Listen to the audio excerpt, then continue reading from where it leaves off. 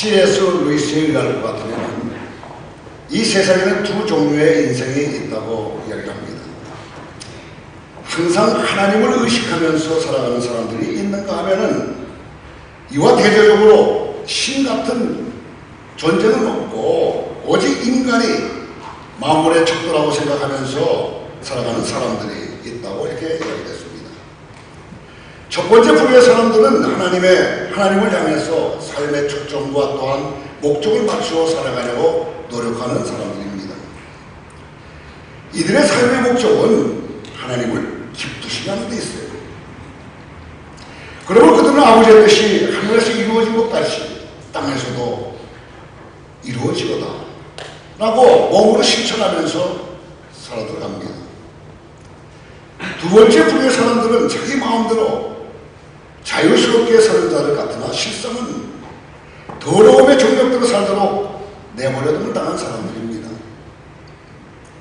이들은 육신의 정력과 안목의 정력과 이생의 사랑이라는 그 욕망의 굴레를 벗어나지 못하고 자기 중심적으로 살아가다 인생을 헛되게 마무리하게 되는 것입니다.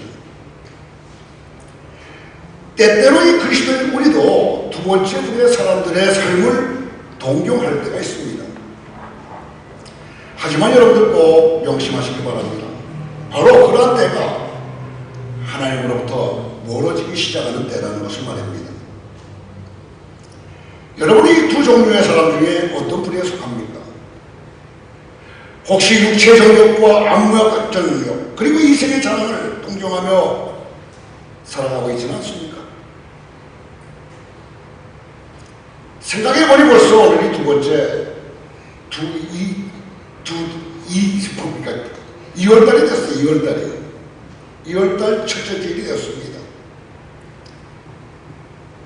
2014년 시작된 지가 벌써 한 달이 지났다는 거예요. 1개월 전에 우리는 송구영신 예배를 드리면서 하나님의 음성을 들읍시다라는 그 화두로 2014년을 시작했었습니다. 근데 벌써 한 달이 흘러갔어요. 그래서 2월달이 되었다는 것입니다. 세월은 참 빨리 지나갑니다. 여러분, 한 달이 지나간 2014년 아직도 11달이 남았지만 앞으로 이 해를 어떻게 보낼 것인가, 어떻게 마무리되어 가기를 여러분들은 원하시면서 하루하루를 지내고 있습니까? 아버지의 뜻이 하늘에서 이루어진 것 같이 땅에서도 이루어지리라고 하는 그러한 생각을 가지고 몸을 거기에 맞춰가면서 살아가고 있는 여러분들 아닙니까? 그렇게 살아가기를 원하십니까? 아니면 여전히 육체의 정력과 안목의 정력 그리고 이생의 자랑에서 자유하지 못한 채 자기 중심적으로 살아가기를 원하십니까? 말하고 소나옵기는 여러분 모두가 금년 말에 오직 하나님만을 즐거워하며 기뻐했다라고 고백할 수 있는 귀한 한 해가 되시게 되기를 간절히 소망합니다. 한 해의 결론, 더 나아가서 인생의 결론은 그 해와 그 인생의 해가 바로 결론이 될 수가 있는 것입니다. 그리고 매 순간순간마다 인생의 그 평가가 담겨져 있기 때문에 하루하루가 굉장히 중요한 삶이라는 것을 우리는 늘 기억하면서 살아가야 될 것입니다. 여러분, 계획했던 일이 아무리 많다고 해도 또 그 계획에 따라 일을 벌이는데 제 아무리 열심을 다 내었다고 해도 마무리되고 매듭진 것이 없다고 한다면 그것은 결론적으로 실패한 삶이라고 말할 수 없습니다. 그러므로 잘 마무리했다는 것, 잘 끝맺음을 짓는다는 것은 인생을 살아가는 데 있어서 정말로 중요한 일인 것입니다.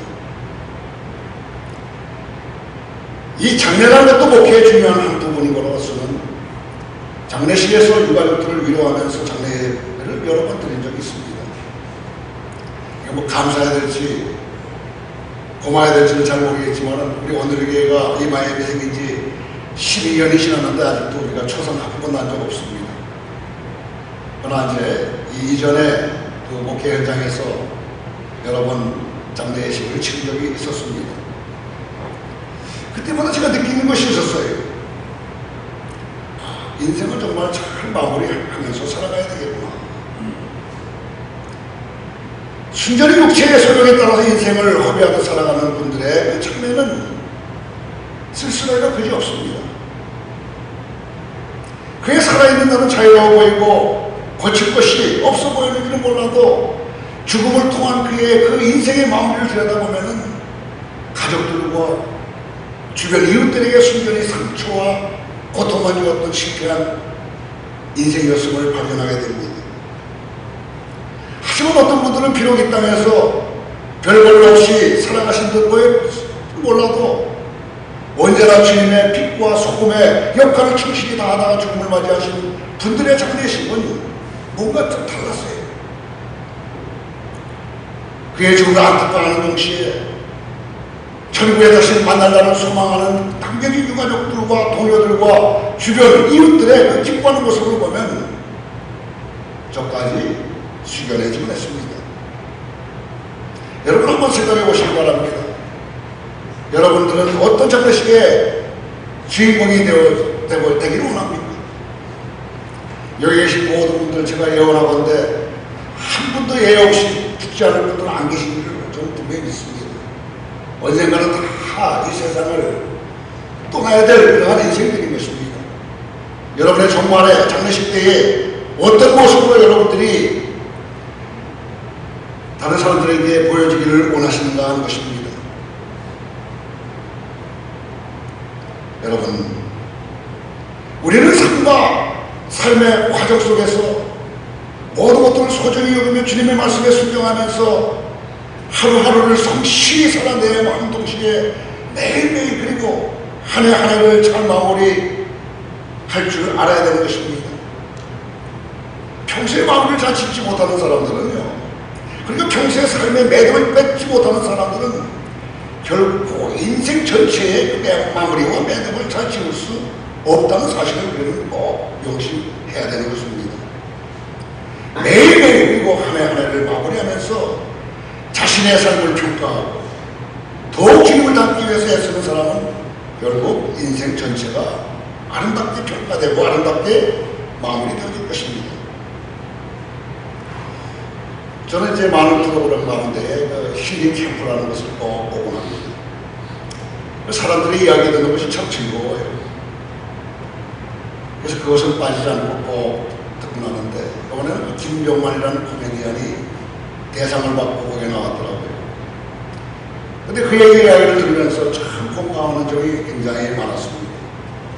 그의 삶 자체가 정말 마무리 인생을 사는 그런 인생이었어요. 매 순간순간마다 그런 마무리를 짓지 않고는 한 발짝도 더 나아갈 생각을 하지 않았습니다. 정말 산골 깡천에서 태어난 그가 배움도 없었습니다. 그러나 하고자 하는 그 의욕 하나 가지고 얼마나 많은 라이센스를 따고 있는지 몰라요.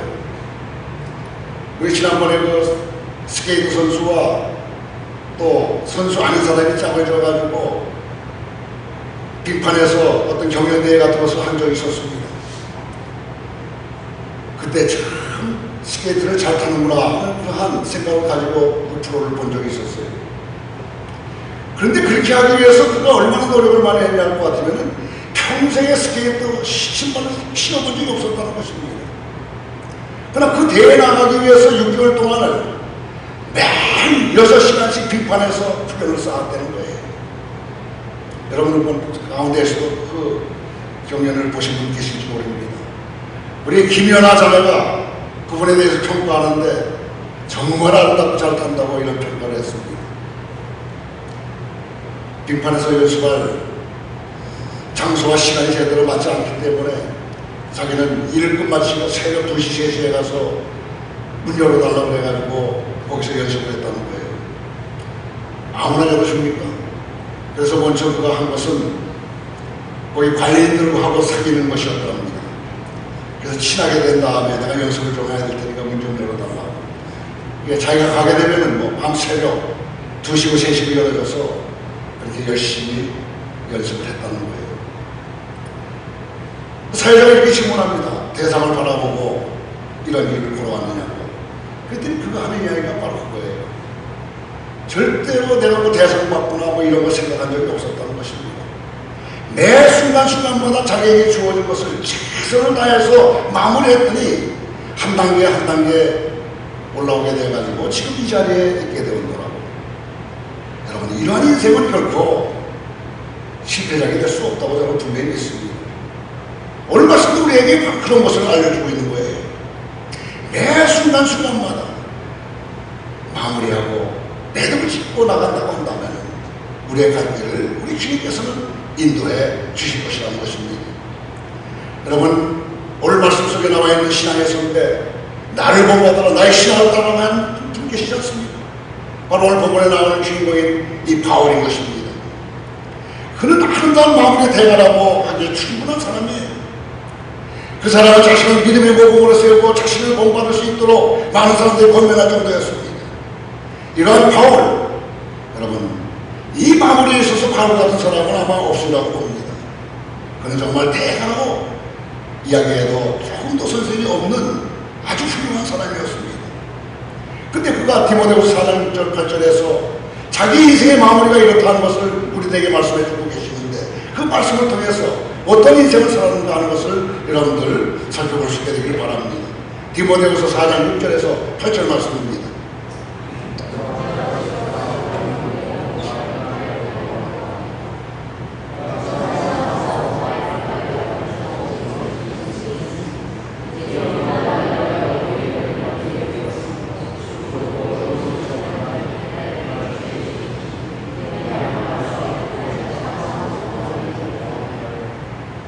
사랑하는 성도 여러분, 바울처럼 인생을 살고 바울처럼 인생을 마무리한다면 얼마나 좋으시겠어요.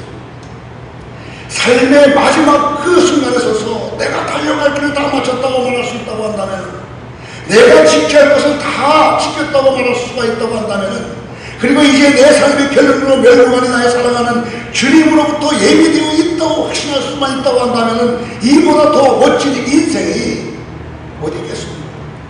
얼마나 아름다운 인생의 마무리입니까? 그러므로 저는 축원합니다. 여러분도 제가 바울 사도와 같은 고백으로 멋진 인생의 마무리를 할 수 있기를 주님의 이름으로 축원합니다. 오늘 본문 말씀은 바울의 1차 선교 여행의 마무리에 해당되는 부분입니다. 그리고 아름다운 마무리의 대가답게 바울의 1차 선교 여행의 마무리는 좋은 맺음의 전형을 우리에게 보여주고 있습니다. 26절서부터 28절까지 말씀입니다.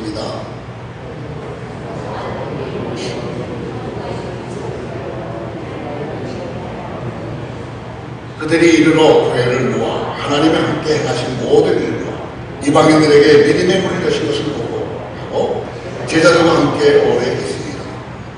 모든 설교 일정을 마치고 처음 출발했던 안디옥에 이른 바울과 바나바는 자신의 사역을 위해서 기도를 부탁했던 성도들 앞에서 그들이 2년 동안 행했던 설교 사역에 대해서 지금 보고하고 있는 것입니다.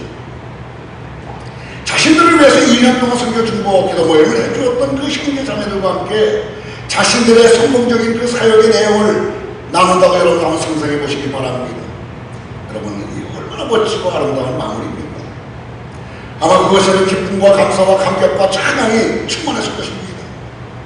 주님의 복음을 위해서 목숨을 걸고 선교를 했던 사람들과 그들을 위해서 매일매일 주님의 품으로 돌아올 수 있기를 위해서 기도했던 그 사람들이 모여서 그들의 복음을 듣는다는 것입니다. 얼마나 그 자리가 은혜스럽고 기쁨과 감사의 상이라고 볼 수 있겠습니다. 우리가 선교여행 갔다 와서 보고할 때에 수많은 사람들을 치유했다, 수많은 사람들이 복음을 전했다, 그들이 주님을 만나가지고 교회의 일꾼이 되었다, 또 교회의 주인공이 되어서 많은 사람들에게 복음을 증거하는 사람이 되었다, 이런 복음을 들을 때에 여러분도 얼마나 기쁨이 넘쳤어요. 그런 걸 상상하면서 이 말씀을 여러분들을 보실 수 있게 되기를 바랍니다. 아마 그 모임 속에 성령님이 충만하시라고 분명히 믿습니다. 주님의 복음을 위해 목숨을 걸고 섬기려 했던 그 사람들의 복음, 아픔과 또 좌절과 실망도 있었겠지만 반면에 기쁨과 감사와 찬양이 넘친 것들이 얼마나 많이 있겠어요. 그러나 승리하고 돌아왔다. 그러면서 하나님의 이름을 높이며 찬양하는 그 장을 한번 생각해 보시기 바랍니다. 아마 아름다운 마무리가 이것이 아닐까 하는 생각이 들어요. 저는 소망을 합니다. 바로 이렇게 멋지고 아름다운 마무리가 우리 모두의 그 마무리가 되기를 소망합니다. 서로를 위해 기도하면서 각자 주어진 자리에서 최선을 다해 섬기는 사역을 하고는 주일에 함께 모여서 각각 승리했던 부분을 나누면서 주님께 영광을 돌리는 한 주간의 그 아름다운 마무리가 우리 가운데 있기를 소망하는 것입니다. 그런데 어떻게 이렇게 아름다운 멋진 그 마무리가 우리 가운데 충만할까? 어떻게 하면 이렇게 될 수 있을까? 여러분, 반드시 그렇게 되기 위해서는 선행되어야 될 것이 있는 것입니다. 그것은 바로 우리 그리스도인의 삶의 목표가 분명해야 될 것입니다. 우리가 분명한 목표를 가지고 있지 않다면 우리 삶의 결론이자 마무리 또한 흐지부지하지 않을 재간이 없을 것입니다. 물론 우리 그리스도인의 삶은 그리스도인이 아닌 다른 사람들과 별반 다른 것이 없습니다.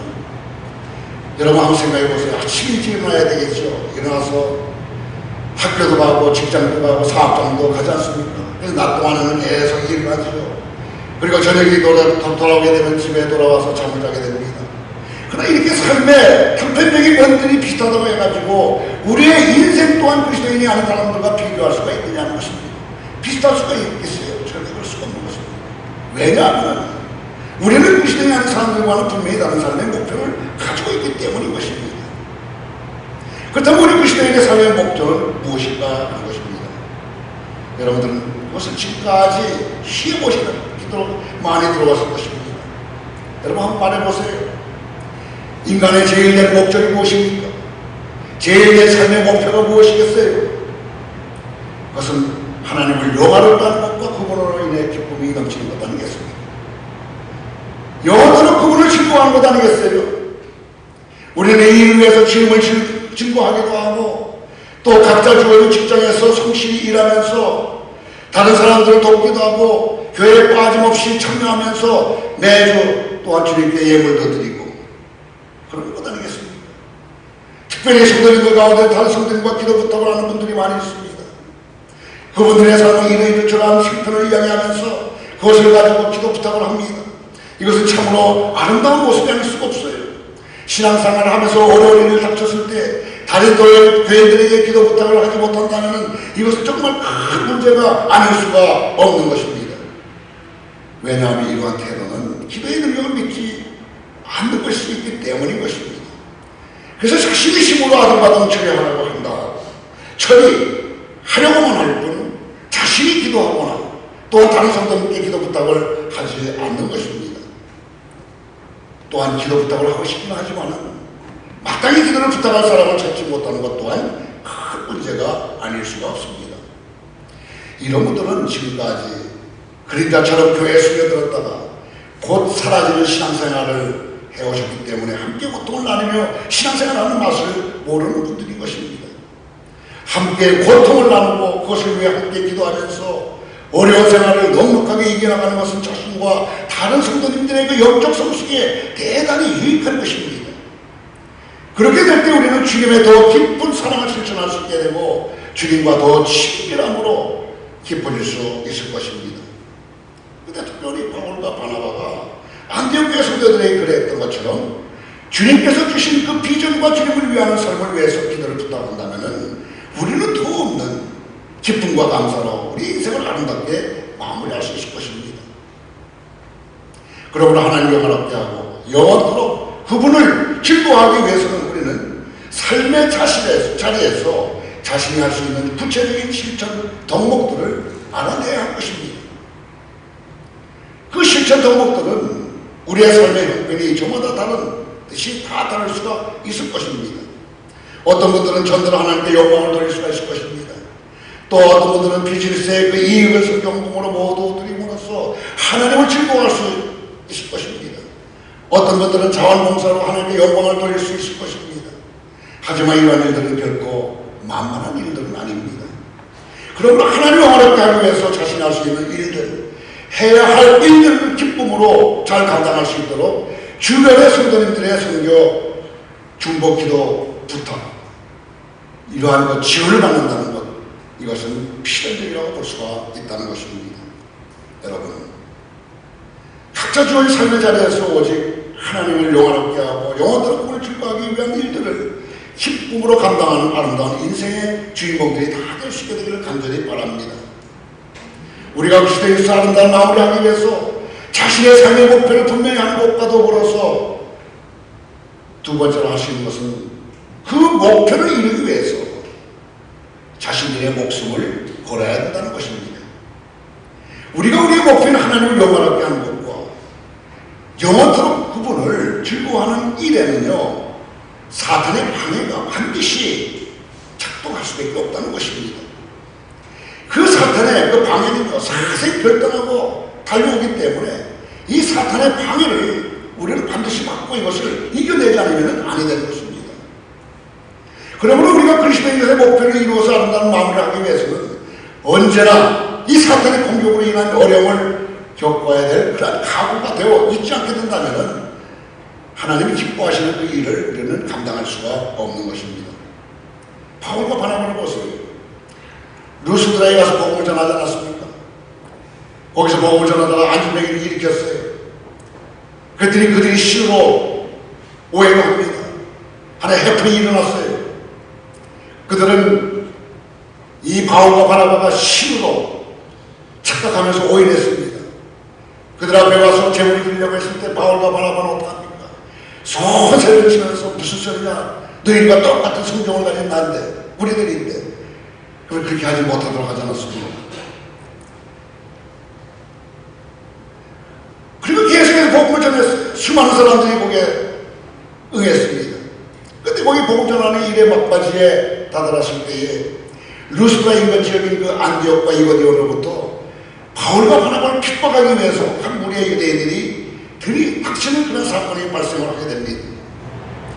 바울과 바나바에 대한 부족이나 성이나 있던 그들은 결국 바울을 돌로 쳐서 죽여버렸습니다. 그래서 다 죽은 줄 알고 성 밖으로 내다 버렸어요. 그런데 죽은 줄 알았던 그 바울이 살아나지 않았습니다. 여러분, 죽지 않았다는 것, 돌에 맞았는데 죽지 않았다는 것, 이게 다 성령님의 역사 아니겠어요? 여러분, 사도행전은 성령의 행전이라고도 이야기하지 않습니까? 그 매 순간순간마다 성령님께서 역사하지 않은 때가 없었습니다. 돌로 맞아 죽은 줄 알았던 세상 사람들의 그 생각과는 달리 그런 제자들 앞에서 눈을 뜨고 일어났어요. 그리고 또 어떡합니까? 자신을 돌로 쳤던 성으로 다시 들어가는 겁니다. 그리고 그 성에서 하룻밤을 묵은 바울은 다음날 더 내려와서 주님의 그 복음을 능력 있게 또 전해요. 여러분, 맨정신 가지고 이럴 사람이 어디 있겠습니까? 오다 더 하려는데 장이 말랐던 그 자리로 가는 그런 사람이 어디 있어요?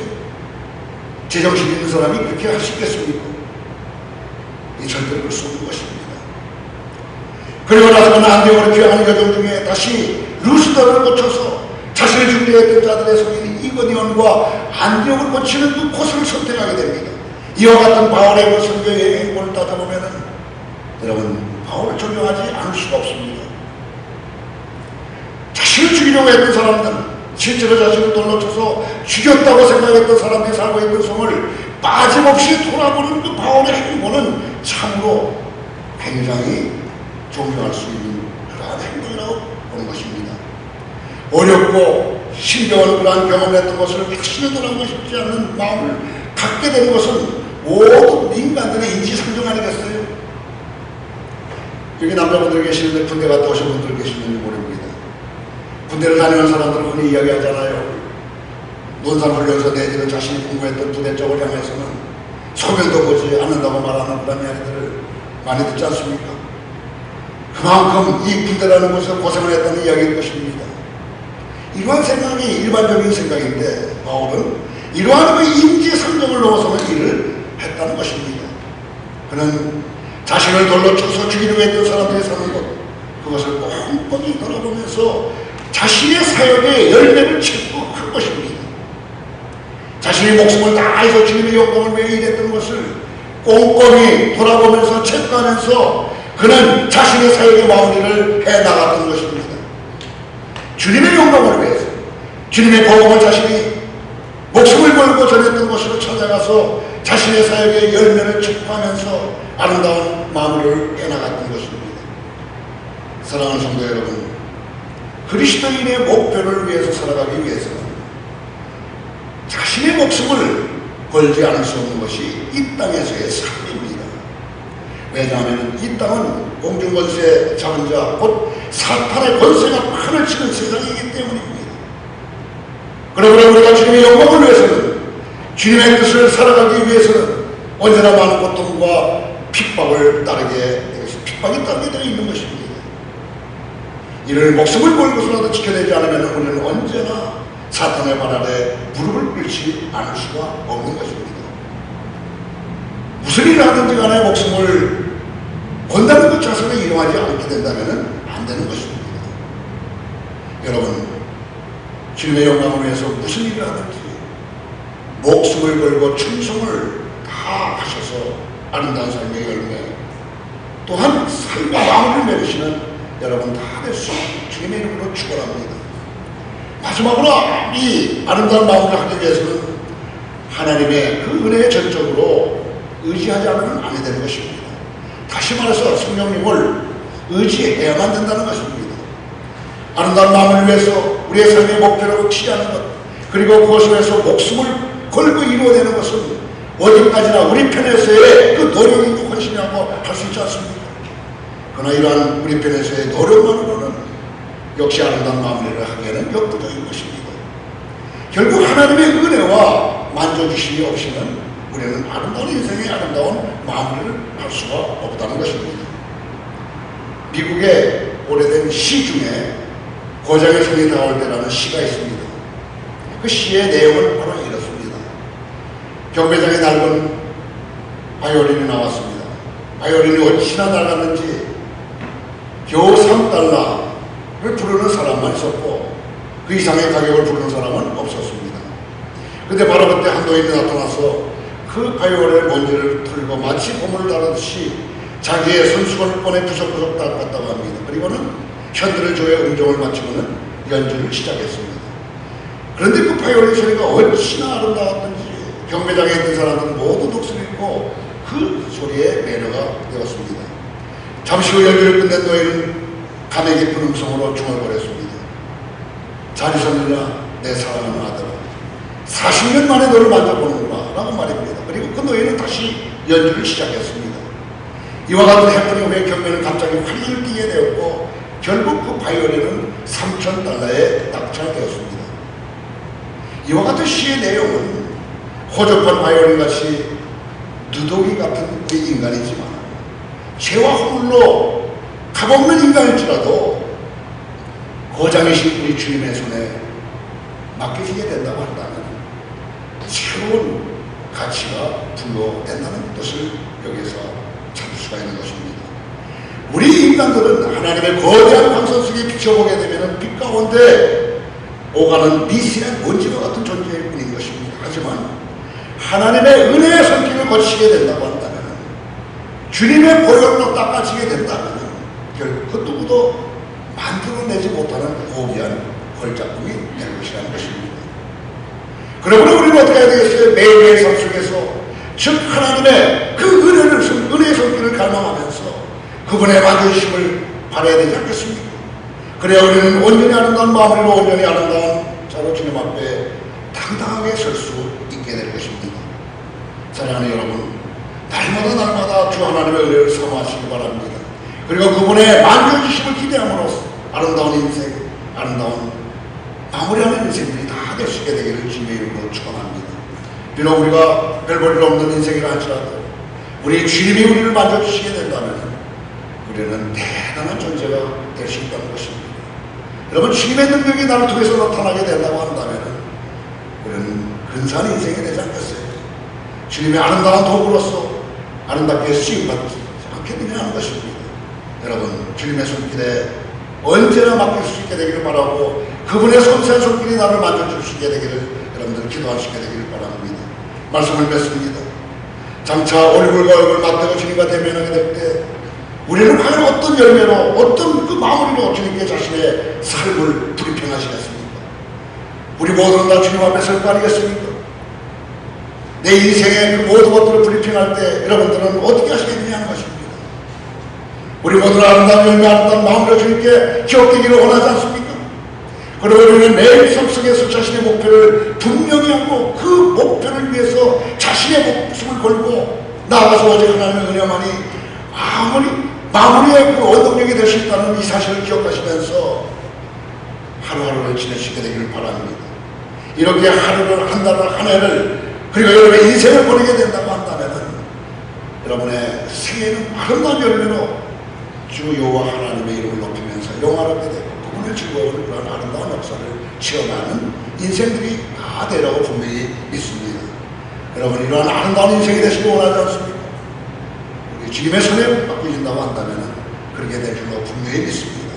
이 세상 살아가는 동안에 힘들고 어렵고 괴로워서 좌절하고 실망하고 낙심할 때에 우리 주님을 바라보시게 되기를 바랍니다. 그리고 그분의 손에 맡겨지기를 바랍니다. 그럴 때 그분이 만져주시게 된다면 여러분의 인생은 아름답게 좋은 열매로 마무리가 잘 될 줄로 믿습니다. 그러한 인생들이 되어서 하나님을 기쁘시게 하는 아름다운 삶이 있게 되기를 주님의 이름으로 축원합니다. 기도하겠습니다. 사랑하는 하나님 아버지, 우리의 삶의 아름다운 마무리로 주님께 영광의 청기로 연락되기를 원합니다. 이를 위해서 무엇보다 먼저 우리가 우리의 제일된 목표인 하나님을 영화롭게 하는 것과 영화로 하나님을 즐거워하는 것을 늘 염두에 두도록 하시고 이를 위해서 결심과 전력을 다하게 도와주시옵소서. 삶의 구석구석에 찾아오시는 주님의 은혜를 기대하고 소망하도록 도와주시옵소서. 예수님의 이름으로 기도드리옵나이다. 아멘. 한번 말씀드리겠습니다. 2부 예배 치료 모임이 다 끝난 다음에 온키즈 학부모 모임이 있을 예정입니다. 여러분들 소외 계신